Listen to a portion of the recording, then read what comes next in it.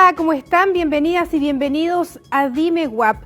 Se presentó en el 2017 ante el Congreso, específicamente el 5 de septiembre, pero su discusión fue lenta. En noviembre de 2019, es decir, más de 2 años después, recién fue aprobado en general en la Comisión de Constitución, Legislación y Justicia del Senado.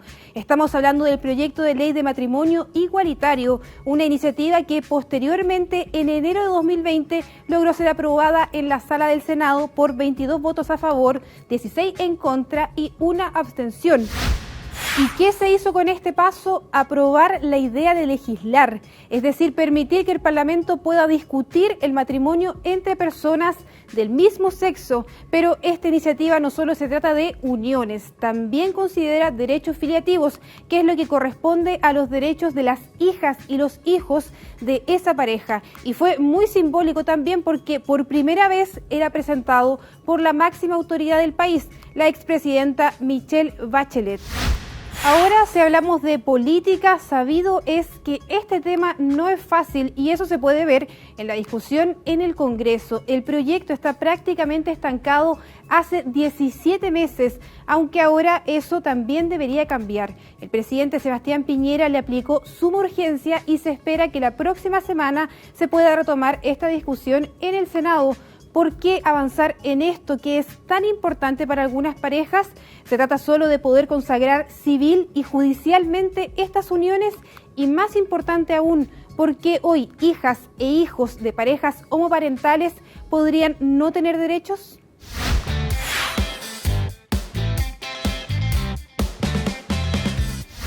Bueno, y ese era solo un adelanto para entender el tema que vamos a conversar ahora, y para eso tenemos a dos invitadas muy especiales que nos están acompañando acá hoy en este primer capítulo de Dime Guap. Ella es Rosana Malchuk y también María Inés Espinosa, Inés. Así que quienes nos van a contar su experiencia, porque ustedes ya han recorrido harto de este camino que adelantábamos. Entonces, primero me gustaría que me contaran un poquito de ustedes acerca de su historia y también de Max, su hijo. Ella es la Inés, yo soy la Ros. Nosotras estamos juntas hace 8 años. Hace 4 años firmamos el acuerdo de unión civil y el año 2018, en octubre del 2018, nació Maximiliano, nuestro hijo, que hoy día tiene 2 años, 7 meses, casi 8. Eso. Me interesa saber de esta historia, ¿por qué deciden ser madres? Porque finalmente hay, para las parejas, muchas, es una decisión tener hijos. Entonces me gustaría saber por qué tuvieron ustedes esa decisión. La verdad es que ahí creo que estuvimos un poco a destiempos. Yo, en un comienzo, cuando empezamos a salir, no tenía idea, no tenía claridad respecto de que quería ser madre. De hecho, no estaba dentro de mis planes. Y fue a raíz de una conversación cuando llevábamos muy poco de nuestra relación que Rosana me lo plantea y me pregunta si realmente esto sería parte del proyecto de vida que tenía en mente. Y la verdad es que ahí me di cuenta que ni siquiera me lo había planteado alguna vez. Para mí, el ser lesbiana y ser madre no era algo compatible. Entonces, si bien nos reímos, y yo suelo comentarlo como si hubiera sido el hito de la amenaza en nuestra relación, fue un poco establecer cuáles eran sus expectativas, porque ella sí tenía muchas ganas de ser madre. Entonces, en ese momento le dije que yo no lo tenía considerado, pero que viéramos cómo avanzaba la relación. Y con el tiempo me fui dando cuenta que en verdad yo tenía muchas creencias arraigadas que guardaban relación con mi formación, con mi crianza. Yo crecí en un ambiente súper, ¿cómo decirlo? Podríamos decir que tradicionalmente lo que uno también vio cuando era más chica, la naturalización de ciertos estereotipos, porque claro, con la llegada también del acuerdo de unión civil, el que ustedes ya dicen que también lo firmaron, se reconoce finalmente estas uniones, se les reconoce como familia, pero prácticamente sin hijos. Sí, ¿no? eran paradigmas más conservadores, claro, donde no era compatible, digamos. Efectivamente, el acuerdo de unión civil nos reconoce como familia para algunas cosas, pero para otras no. De hecho, no incluye la filiación en el caso de que existan. ¿Y cuáles son esos puntos que no considera? O sea, sabemos que es la filiación, pero me refiero a cuáles son esos aspectos que ustedes creen que deberían estar integrados. ¿Cuál es la preocupación de que finalmente estemos teniendo hoy el acuerdo de unión civil tal cual como está? El tema de la afiliación tiene un impacto súper importante y súper negativo en nuestras familias. Un ejemplo que es como súper clásico es que hoy día frente a la ley solo yo figuro como madre de Maximiliano. Por ser la gestante al final. Claro, por ser la madre gestante. Y si yo me muero, Max frente a la ley va a quedar como un niño huérfano. Y por lo tanto, en estos casos, el cuidado personal de Maximiliano pasaría a mi familia directa o familia de origen, que serían mis padres. Y si es que mis padres no reconocieran a Inés como su otra mamá, entonces ellos estarían a cargo de mi hijo y le quitarían o le impedirían la posibilidad de tener una relación con ella, de que ella lo cuide, de que ella se haga cargo, ¿cierto? Y eso impacta negativamente en la identidad familiar de Maximiliano, o sea, en el bien superior de él, claro, básicamente. Claro, y también entiendo, de hecho, que son algunos de los temores que ustedes ya han tenido por un episodio que pasó después del parto y porque también durante el año pasado tuvieron COVID-19. Claro. Cuéntenos un poquito acerca de eso igual. Llevábamos 2 días después que llegamos de la clínica y la Rosa empieza a sentir mal, me dice, Ine, voy a ir a controlarme porque es extraño el dolor que estoy sintiendo, y efectivamente quedó internada en la UCI cerca de 2 semanas, tuvo un problema ahí neurológico y me di cuenta que tenía a mi hijo de 7 días de vida donde yo no era reconocida como su madre y que si algo le pasaba a la Ro, de verdad que queda totalmente desprotegido. Fue la primera vez que se hizo tangible, concreto, lo vulnerable de alguna manera que está Maximiliano y nuestra familia. Y de ahí, si bien muchas veces habíamos imaginado todo lo que implicaría el hecho de no ser reconocidos como una familia, fue vivirlo en primera persona y fue una alerta permanente de sentir que tu bienestar es muy frágil, depende mucho de la voluntad, digamos, de otros. Claro. Y en el caso del COVID, de cuando tuvimos COVID, volvió a renacer básicamente la misma preocupación, ¿cierto? Que en el fondo ya a esas alturas llevamos más de 20.000, 21.000 muertes en el país por COVID, podría ser nuestro caso, y nuevamente salió el miedo a que Max perdiera los derechos de que su otra mamá lo protegiera, ¿cierto? ¿Y ese miedo se disipa un poco con el último anuncio presidencial? 100%. ¿Sí? Sí. Primero quiero que revisemos lo que dijo el presidente Sebastián Piñera acerca de esta aplicación de urgencia y luego seguimos comentando de esto. Pienso que ha llegado el tiempo del matrimonio igualitario en nuestro país. Por esta razón, anunciamos que pondremos urgencia al proyecto de ley que lleva años en el Congreso y que establece el matrimonio igualitario entre todos nuestros compatriotas.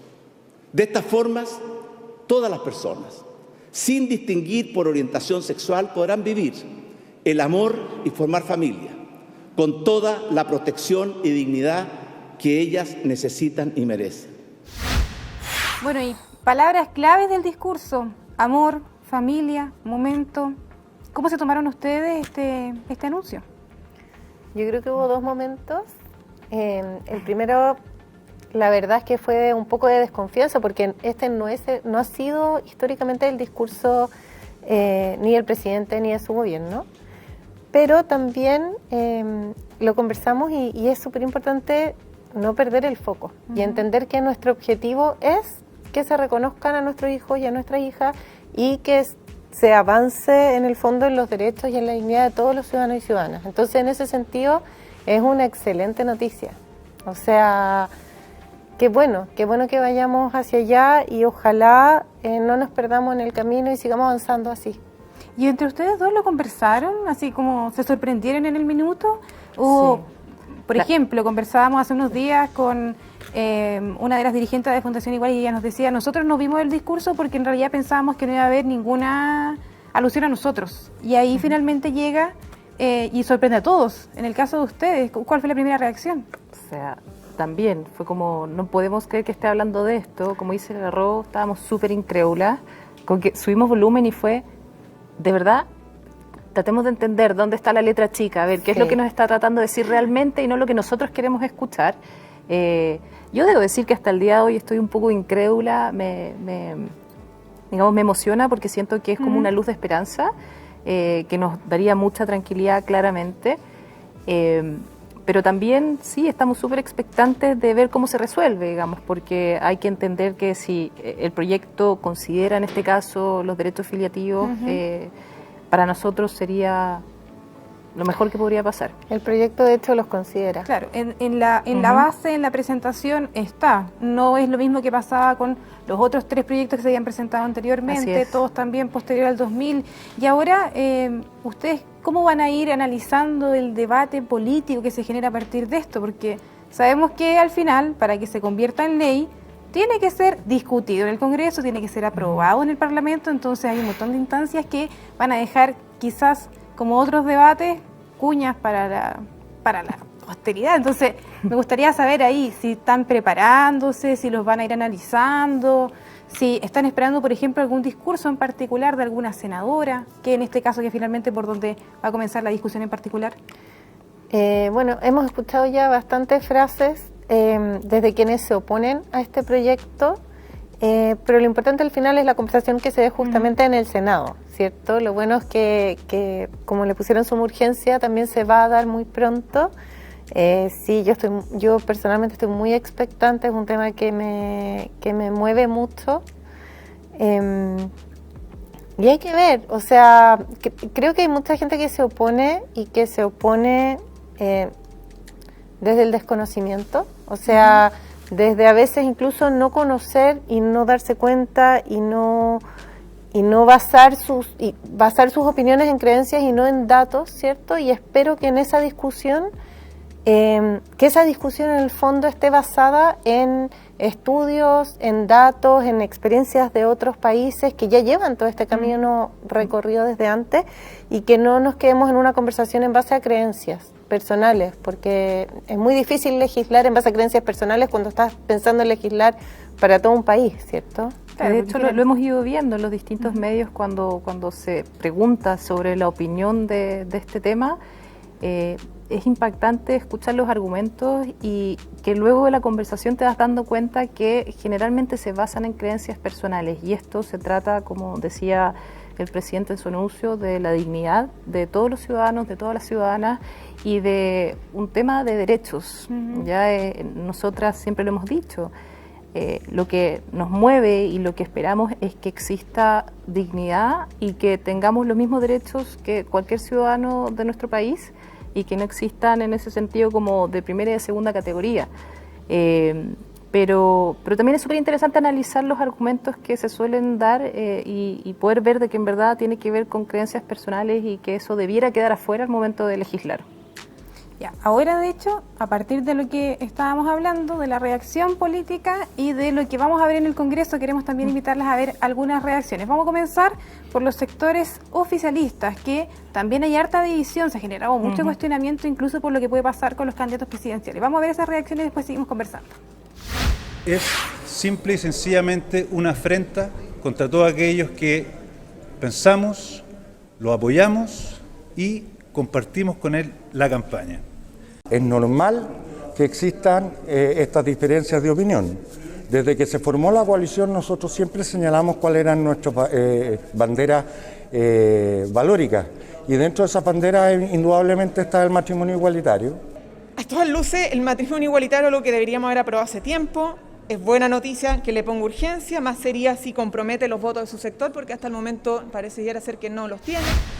Bueno, ahí uno puede entender en parte la diversidad de opiniones que hay en los sectores políticos. Por supuesto que hay declaraciones que pueden ser mucho más fuertes, pero que no es necesario tampoco darles mucho espacio, sino que estamos viendo parte de lo que puede ser esta discusión en el Congreso. Por el otro lado, también si vemos a los sectores de oposición, hay muchísimos que ya se han comprometido con esta causa, hay muchos que están en el Congreso que ya habían presentado los proyectos anteriores, entonces ahí también puede haber un resultado importante. ¿Hay alguna declaración con la que ustedes se hayan quedado, algo que les haya llamado la atención?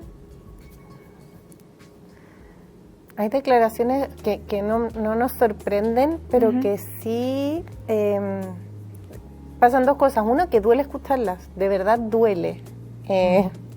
Y por otro lado también me genera mucha curiosidad, no sé si es exactamente la palabra, pero en el fondo curiosidad, el tratar de entender, por ejemplo, lo que dice Urruticoechea, que habla de que es una afrenta, o sea, como qué fuerte la palabra, estamos hablando de seres humanos,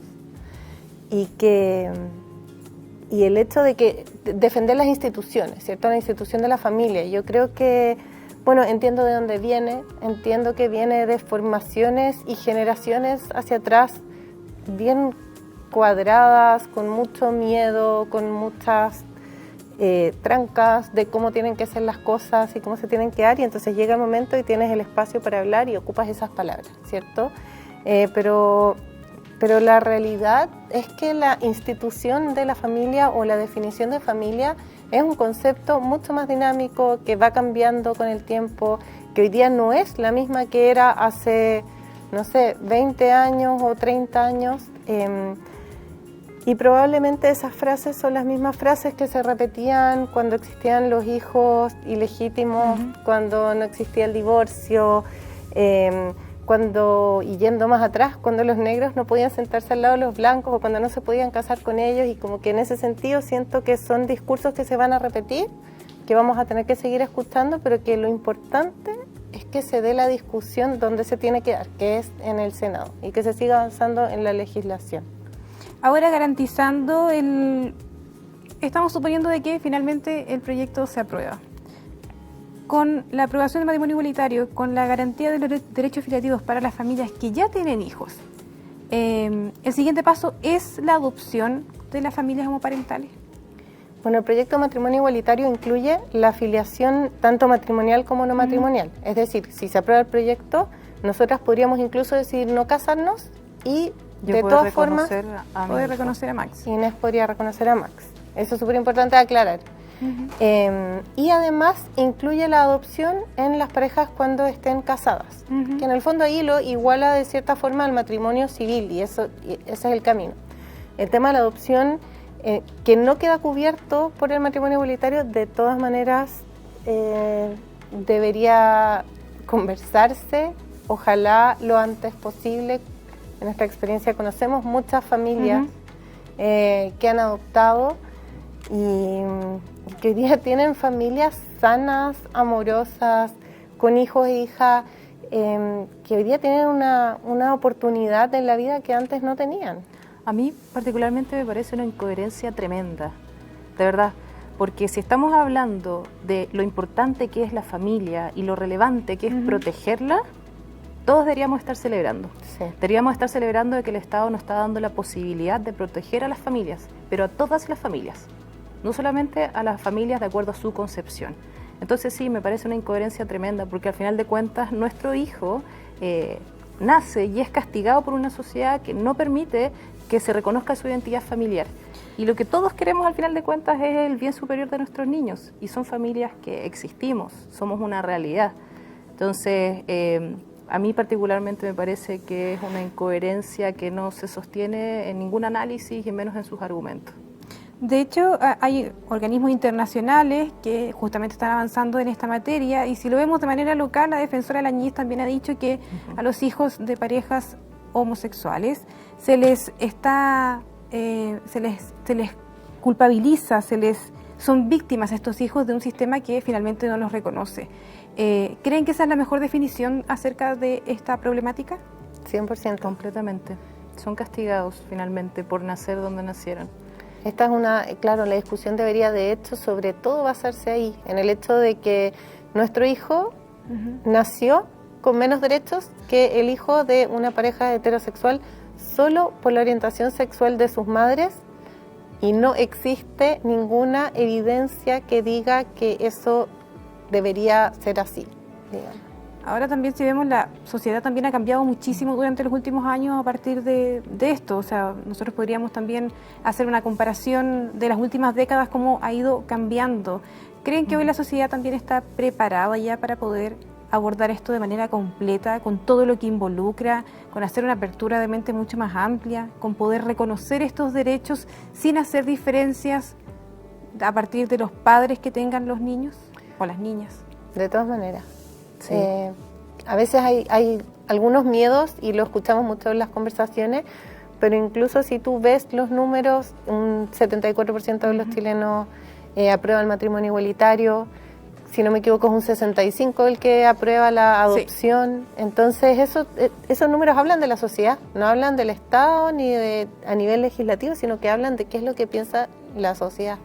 Claro, y de hecho, acerca de esos resultados, Ro, que tú nos estabas diciendo, vamos a pasar a revisar una publicación que tenemos en nuestro sitio web www.waptv.cl, donde justamente abordamos los resultados de la última encuesta Academ.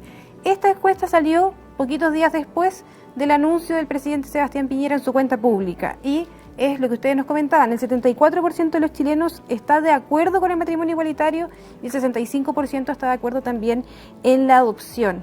Esos resultados nos dan entonces cuenta de que ya estamos avanzando. ¿Ustedes cómo se los toman? ¿Se los toman también como un respaldo ciudadano? ¿Les gusta esa idea o creen que hay una diferencia ahí de cómo sentir o interpretar estos resultados? Yo creo que es un reflejo, un fiel reflejo de la sociedad, y de hecho si tú te fijas, yo no me sé los números de memoria, pero estos son números que han ido creciendo, en muy pocos años. Y es interesante como un poco detenerse en el por qué han ido creciendo, ¿cierto? Porque se han ido derribando mitos, porque se han ido derribando muchos estereotipos, historias que nos transmitieron como de generación en generación, y que de repente la gente empezó a cuestionarse, que se empezó a visibilizar el tema en todas las plataformas y transversalmente en la sociedad. Y yo creo que esos números son un reflejo de eso, de acciones que se han ido tomando y de historias que se han ido visibilizando. De hecho, nosotros también hicimos una pequeña encuesta para saber la opinión ciudadana con respecto a esto. Quiero también invitarlas a ver algunas declaraciones. ¿Estás a favor del matrimonio igualitario? Sí, completamente. ¿Y por qué? Porque creo que en pleno siglo XXI es urgente tener los mismos derechos que cualquier ciudadano. No puede ser que las diversidades sigan siendo ciudadanos de segunda clase, y que nos hace bien a todos tener una sociedad más inclusiva. No, yo encuentro que Dios hizo a los hombres y a las mujeres para... o sea, con una razón, no tiene por qué estarse cambiando las cosas. Sí, estoy a favor. ¿Y por qué? Sí, lo veo que es algo que ya es mundial. No hay nada que recriminarle a las personas. No elegimos desde cuna lo que sea el destino. Ahí tenemos entonces algunas declaraciones. Igual hay un componente genérico dentro de todo lo que implica ir cambiando esta mentalidad. ¿Cuándo creen ustedes que finalmente ya la sociedad va a estar más llevada por la primera y la tercera opinión que les mostrábamos, más que por la segunda? ¿Cuándo podríamos ver que finalmente la comprensión ya es mucho más amplia? Yo creo que hay muchos componentes, o sea, como que no sé si es una solución lineal, ¿cierto? El primer componente está en el da lo mismo que hayan distintas opiniones. Yo creo que las distintas opiniones y ver la realidad desde distintos puntos de vista es importante y nos enriquece. Si esa conversación se da como fuera del Congreso, no hay ningún problema. O sea, hay que hacerlo con respeto. Lo importante es que cuando se legisle en base a estadística real, ¿cierto? Y existe también como el componente para seguir avanzando y para poder llegar de la visibilidad, del mostrar, del educar también, no solo desde la sociedad civil, sino que también desde el Estado. O sea, sé que existe un proyecto sobre, por ejemplo, educación sexual. El tema de la educación sexual integral es súper importante porque cuando nosotros escuchamos que Dios creó al hombre y a la mujer, puede que sea verdad, digamos, independiente si yo estoy de acuerdo o no, en mi visión religiosa de las cosas. Lo importante es que en el colegio se enseñe que el amor no tiene que ver necesariamente con un hombre y una mujer, que la sexualidad no es necesariamente castigadora, ¿cierto? Yo creo que el Estado ahí cumple un rol muy importante en que podamos avanzar mucho más rápido de lo que nos imaginamos que podría ser. Y con esta discusión ya instalada públicamente, ¿cómo han visto ustedes también lo que tiene que pasar con la Constitución? ¿cómo se pueden garantizar también ahí estos derechos? Porque, claro, por una parte vamos a avanzar en el Congreso con el debate de matrimonio igualitario, considerando los derechos filiativos, pero también finalmente la Constitución va a traer otras personas a la discusión política. Ese tipo de representación, ¿ustedes le han seguido también la línea, han visto más o menos el planteamiento de cada uno, si están de acuerdo con el matrimonio o no? Bueno, creo que la discusión del matrimonio igualitario, no sé si se tiene que dar a nivel constitucional. Yo creo que la Constitución pero la garantía de derechos es un marco, un marco. Yo creo que lo más importante ahí cuando se construye esta Constitución es que se haga en base a la diversidad, lo cual creo que va a ser muy bueno porque sé que hay muchas personas con muchas visiones distintas respecto a muchas cosas, ¿cierto? Y también con perspectiva de género. Creo que eso nos va a ayudar a construir como un arco, como un marco, ¿cierto? Dentro del cual se puedan hacer leyes más diversas, más inclusivas de toda la sociedad, ¿cierto? Así que el matrimonio igualitario creo que no es un tema que se tenga que conversar necesariamente cuando se escriba la Constitución, pero sí otros temas que van a afectarlo, como por ejemplo si debemos definir o no definir el matrimonio ahí, a la familia, ¿cierto? O la misma educación sexual, como decías tú. Claro. Creo que está más en construir con un vocabulario que sea más diverso y que para finalmente evitar lo que ha ocurrido mucho, en especial en este gobierno, que es que se aprueba una ley y al día siguiente está toda un ala política esperando afuera del Tribunal Constitucional a que no sea que sea inconstitucional, ¿cierto?, este proyecto de ley. Que no se pueda y aplicar. por eso es tan importante que la Constitución sea inclusiva. Y cuando hablamos también, volviendo a lo que decías tú antes, Ro, de la educación sexual, de ir entendiendo finalmente o de ir generando ciertos contenidos que quizás no vimos cuando nosotros éramos chicas en otros espacios. Me gustaría saber también cómo ven eso, porque hay una adaptación, lo decíamos antes, generacional, hay una adaptación que tiene que ver con las imágenes que recibimos por los medios de comunicación, por la discusión de estos temas y también por ejemplo, los dibujos animados. ¿Cómo han visto ustedes esa incorporación, ciertos personajes que muestran familias que ya no son necesariamente las tradicionales, las apegadas a la iglesia también puede ser? Hay mucho componente distinto. Uno ahora a los niños les puede mostrar ciertos dibujos animados porque quizás también representan el pensamiento que uno tiene. ¿Cómo ven ustedes eso? Ahí yo siento particularmente que estamos un poco al debe, siento que falta la representatividad de la diversidad que compone nuestra sociedad. Como el otro día, ¿te acordás que veíamos el material de Chile Crece Contigo? Y efectivamente, todas las imágenes que acompañaban el material iban de la mano con un sesgo súper heteronormado. Entonces, siempre estaba el papá, la mamá en tareas domésticas, el padre vestida con una falda. Claro. Como... Entonces yo creo que sí, falta un poco en ese sentido de que se vean referentes en distintos medios de la diversidad, como dices tú, no solamente de la diversidad sexual, sino que también cómo se compone nuestra sociedad, distintos tipos de hogares, etcétera. O sea, si lo vemos incluso en las fichas clínicas de las guaguas, mamá, papá. Exacto. En el cuaderno para ir anotando en el colegio, mamá, papá también. Apellido paterno, apellido materno, en vez de decir primer apellido, segundo apellido. O sea, se puede hacer, podemos trabajar en eso todavía. Me gustaría ahora, para terminar, que ustedes me entregaran un mensaje. ¿Cómo les gustaría, qué creen ustedes que es lo urgente en avanzar hoy día, más allá del matrimonio igualitario, más allá de los derechos filiativos, como ya lo conversamos acá? Algo que ustedes crean que tiene que avanzar la sociedad chilena para finalmente generar más espacios de inclusión, para que los niños tengan garantías tal cual como debería ser con todos. A mí en particular me gustaría transmitir que es fundamental que comprendamos el valor que tiene la diversidad, en el amplio sentido de la palabra, que a nosotras nos toca, digamos, en lo que es familia, pero en ese sentido creo que todavía podemos crecer en ser más empáticos, en entender que mis necesidades pueden ser distintas a la del otro y que uno en este caso no necesita ser parte de una minoría, digamos, de nosotros para ser un aliado, para ser alguien que abogue por esas personas que tal vez no tienen derecho, no tienen voto. ¿Tú?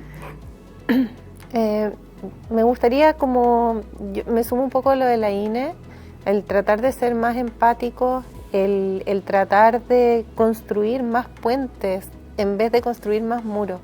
Como nosotras repetimos mucho el hecho de que sabemos que existen muchas más cosas que nos unen que cosas que nos separan o que nos dividen con otras personas, y que no se trata de estar de acuerdo en todas las cosas, pero sí en ser capaz de dialogar, con empatía y tratando de ponernos en el lugar de la otra persona para tratar realmente de entender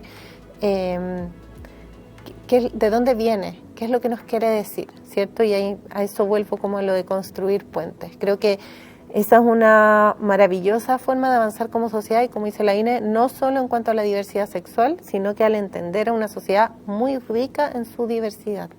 Claro, y por lo mismo es muy importante para nosotros haberlos tenido acá, porque finalmente muchas veces nos quedamos también con la discusión política, con cómo se opina desde afuera, y es muy importante saber también el sentimiento, cómo lo viven ustedes, que finalmente son mamás. Así que gracias por generar estos espacios. Gracias a ustedes por habernos acompañado acompañado acá en Dime Guap. Gracias.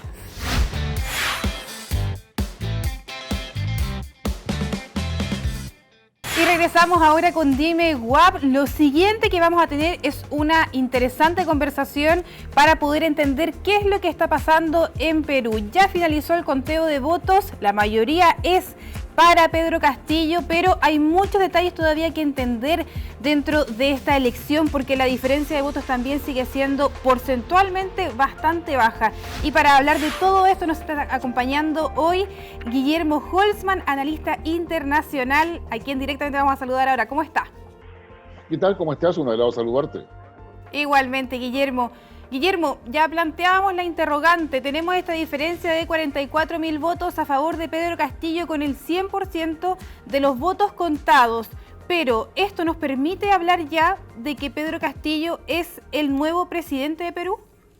No nos permite decir eso. Perú todavía no tiene un presidente oficialmente electo.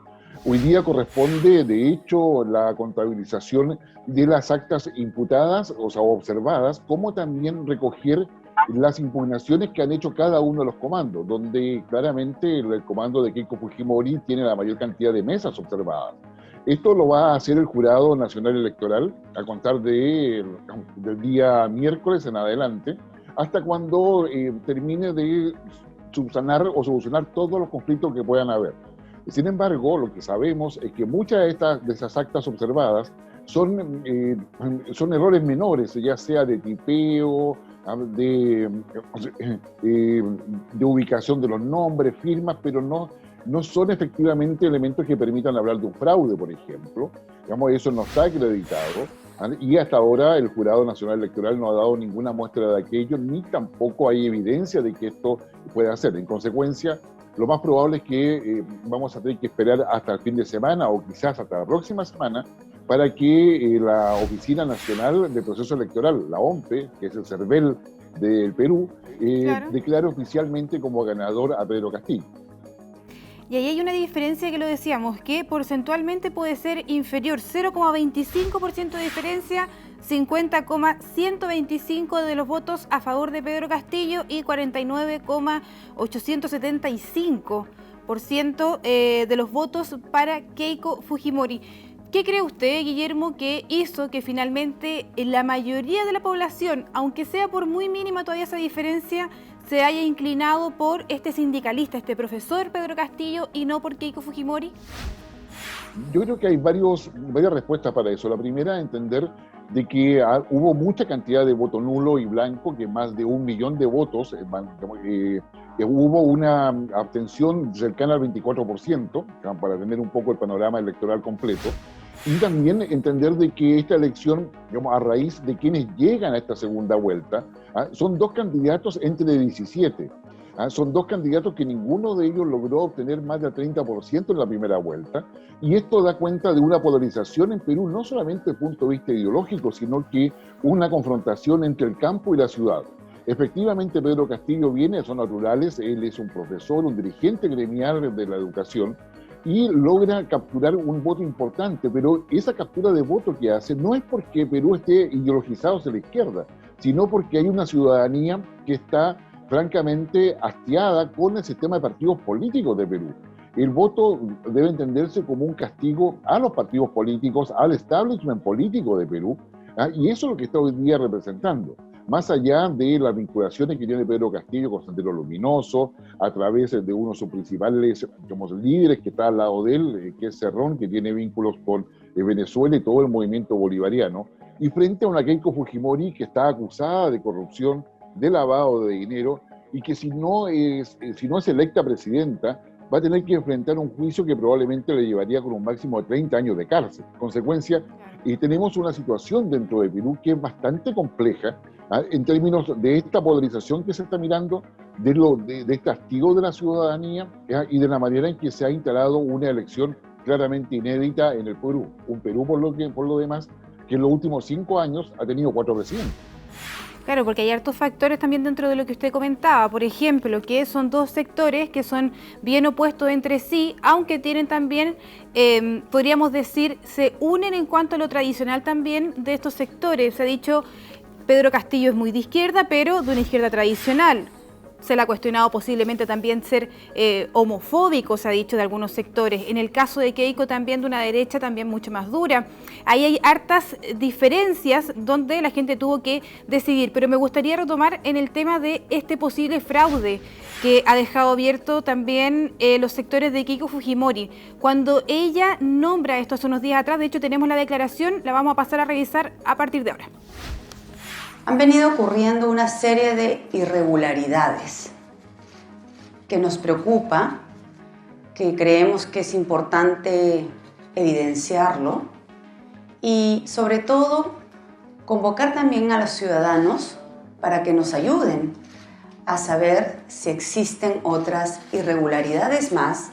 Aquí se trata de defender la democracia, se trata de defender las libertades, se trata de defender el futuro de nuestro país y que se respete, por supuesto, cada uno de los votos de nuestra población.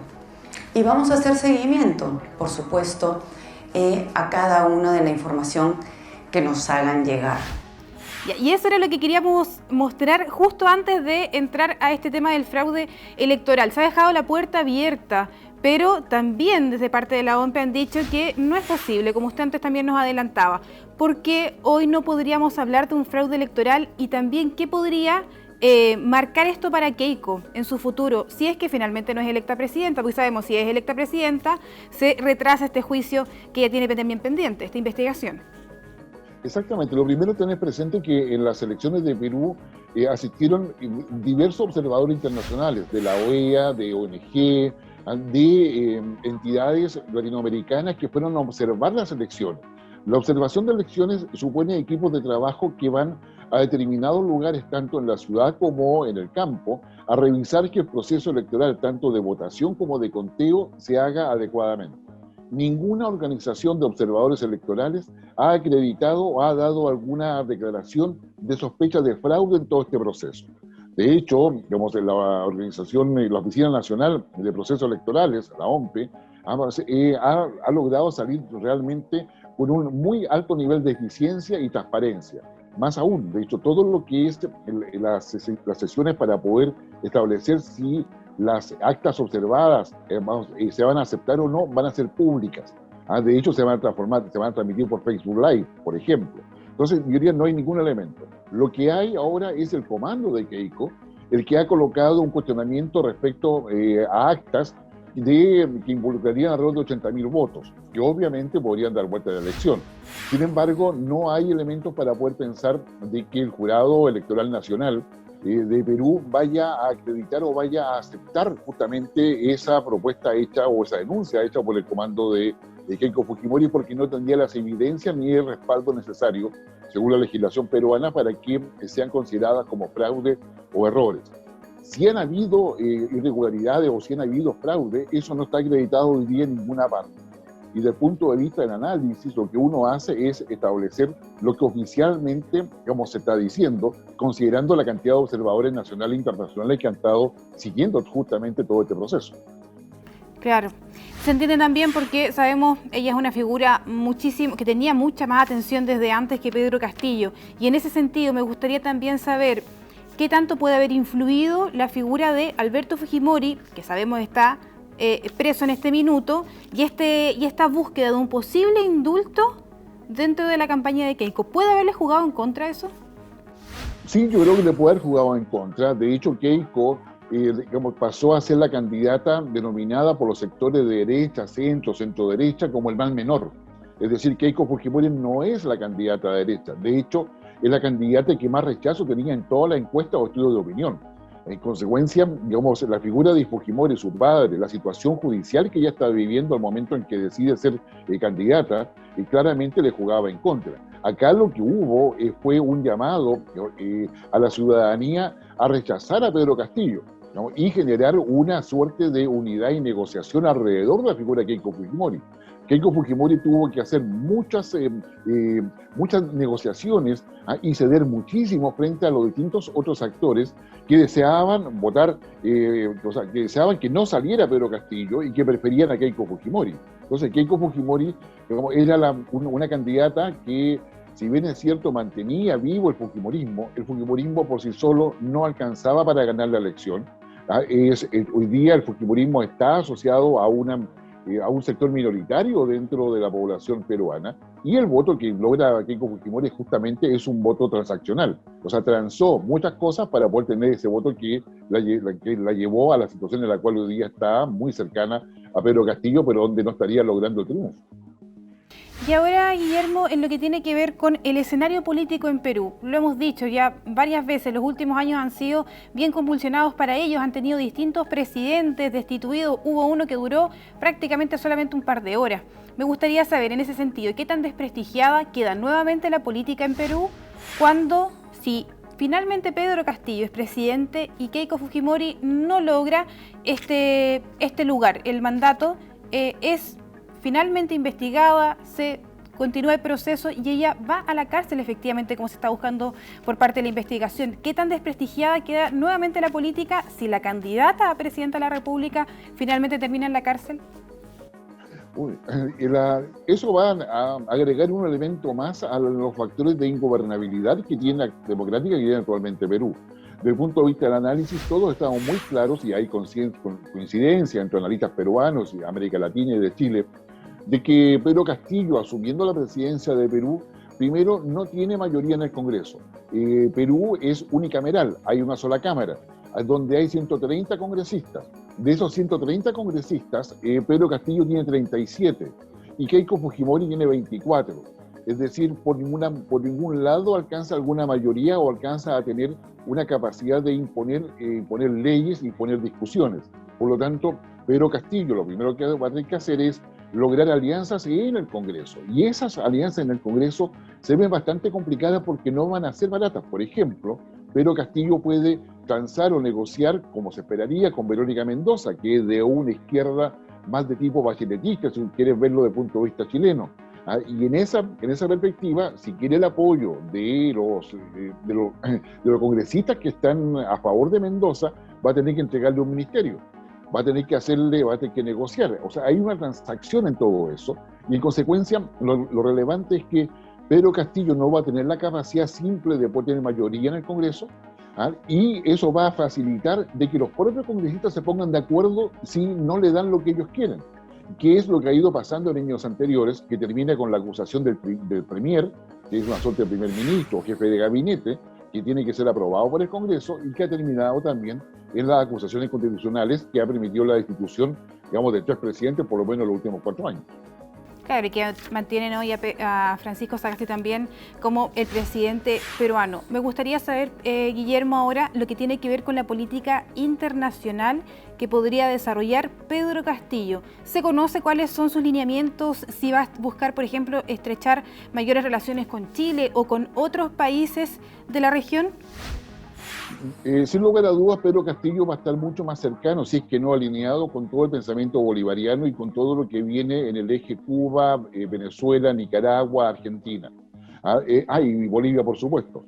El propio Pedro Castillo se ha declarado mucho más cercano a Evo Morales. Evo Morales ha sido uno de los primeros que lo ha felicitado, de hecho. En consecuencia, es altamente probable de que a nivel regional, digamos, Pedro Castillo juegue un rol en términos de poder fortalecer o recuperar, digamos, todo lo que es el movimiento bolivariano y generar una suerte de eje peruano-boliviano.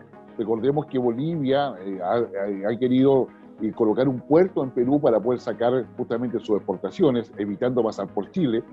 Por lo tanto, se adivina de que van a haber una situación de mayor complejidad, si es que no de conflicto, entre Perú, Bolivia y Chile. Eso creo que es lo primero que uno destaca. Lo segundo, Pedro Castillo a nivel internacional ha ido moderando su discurso y sí entiende de que tiene que estar con el proceso de globalización, pero sin embargo eso va a tener un efecto negativo en la Alianza del Pacífico, donde está Colombia, donde está Perú, donde está Chile y donde se estaría integrando eventualmente Ecuador, y eso claramente afecta a los intereses de Chile, en virtud de que si América Latina está dividida respecto a lo que es enfrentar a India o a China, claramente tenemos una pérdida de la fuerza de negociación y de los beneficios que ello nos podría traer. A su vez también nos complica la relación entre Perú con Pedro Castillo y Argentina con Alberto Fernández. Significa una presión mayor a la diplomacia y a la política exterior chilena, que va a tener que responder con los argumentos y con las capacidades, pero teniendo el foco de que son elementos que no están completamente a favor de Chile y que esas negociaciones van a ser mucho más difíciles, por ejemplo, lo que se refiere a todo lo que es el 5G, a todo lo que es las facilidades de exportación y de comercio, como también los temas financieros y energéticos que se han ido avanzando en América del Sur. Por lo tanto, yo diría que hay ahí eso. Y después va a estar el apoyo probablemente de la Unión Europea, va a estar una relación tensa con Estados Unidos, que es lo que más nos preocuparía, de hecho, porque Perú había sido permanentemente un aliado de Estados Unidos, participando en muchos ejercicios en términos de seguridad con Estados Unidos, pero que probablemente eso pasaría a una revisión completamente distinta una vez que Joe Biden, digamos, termine de arreglar las piezas con China, con Rusia, reunión que del G7 que se está haciendo hoy día, una reunión muy relevante, y con Europa y con Inglaterra. Es decir, hoy día la situación de Perú para Estados Unidos queda en un segundo o tercer nivel de importancia, pero sin lugar a dudas a Estados Unidos le va a interesar saber qué es lo que pasa ahí, teniendo presente lo que ya está sucediendo en Colombia y todo el proceso político que estamos viviendo en Chile. Claro, y para la región también es importante, justamente por el escenario de la pandemia, hay lineamientos que seguir en cuanto, por ejemplo, si van a estar abiertos los aeropuertos o no, si se va a poder trazar quizás alguna ayuda con el tema de las vacunas. Son hartas interrogantes considerando el escenario actual de pandemia, que sin duda Pedro Castillo y Keiko Fujimori la tienen difícil en ese sentido, porque lo primero que tienen que hacer es justamente trabajar en este escenario de COVID-19, donde también se ha dicho, Perú es uno de los países que ha tenido más baja vacunación, al menos en la región de donde nos encontramos todos nosotros. Muchísimas gracias, Guillermo Holzman, por acompañarnos acá en Dime Guap. No, gracias a ustedes, que estén muy bien. Igualmente.